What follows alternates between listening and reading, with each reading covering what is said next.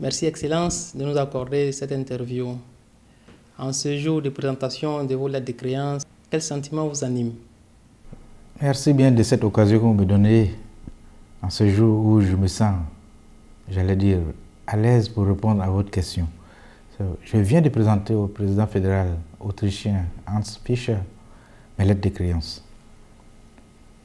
C'est d'abord un sentiment de joie, de satisfaction, parce qu'après 2 mois d'attente, n'étant pas encore en mesure de travailler officiellement, je me sentais un peu à l'écart de toute activité dans ce pays. Mais c'est surtout le symbole, en tant qu'envoyé du chef de l'État auprès de son homologue autrichien, la présentation des lettres de créance représente une sorte d'entrée officielle en fonction. Je vois une double satisfaction donc.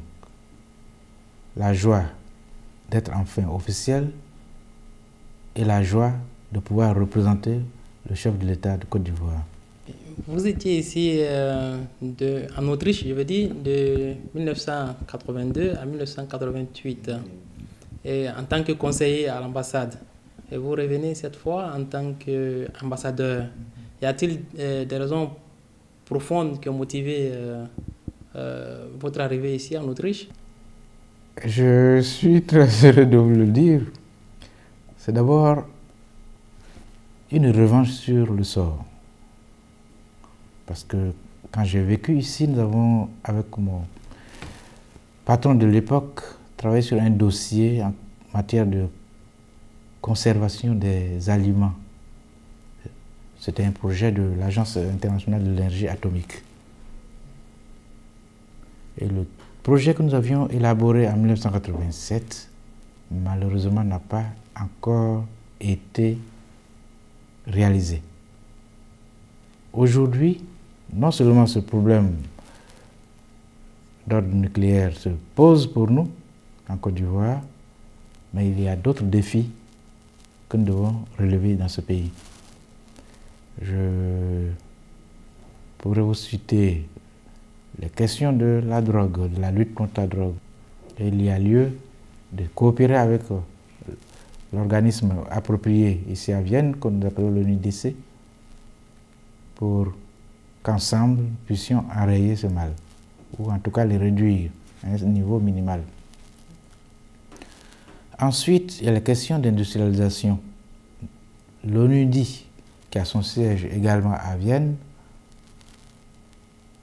peut beaucoup apporter à la Côte d'Ivoire. Je parlerai également de l'Agence internationale de l'énergie atomique. En dehors du côté nucléaire, il y a aussi des projets d'ordre agricole,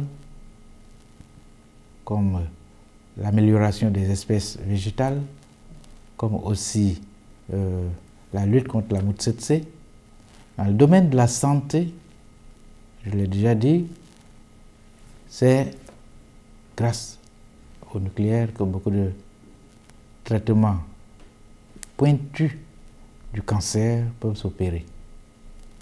Donc nous avons beaucoup à faire ici, aussi bien bilatéral qu'au plan multilatéral. Au plan bilatéral avec le gouvernement autrichien, je dois vous dire, nos relations économiques, commerciales sont en deçà de ce qu'on peut espérer. Il y a beaucoup à faire. J'ajouterai enfin qu'il y a les relations culturelles que nous devons aussi améliorer, parce que par la culture, il y a forcément échange de personnes et donc on apprend mieux à se connaître des deux côtés et cela donc incite à beaucoup plus de déplacement de personnes de part et d'autre. Je voudrais pousser les Autrichiens à aller visiter la Côte d'Ivoire. Oui, mais est-ce qu'il n'y a pas une barrière de langue ici, étant donné qu'en Autriche on parle l'allemand et en Côte d'Ivoire le français? Quand 2 personnes se rencontrent, même s'ils ne parlent pas la même langue, ils se comprennent. Et je suis sûr que la langue ne sera jamais une barrière entre nos 2 pays. Je vous invite aussi à observer qu'en Côte d'Ivoire, l'allemand vient en 3e position des langues enseignées dans les établissements scolaires. Beaucoup d'Ivoiriens parlent l'allemand, comme aussi beaucoup d'Autrichiens parlent le français.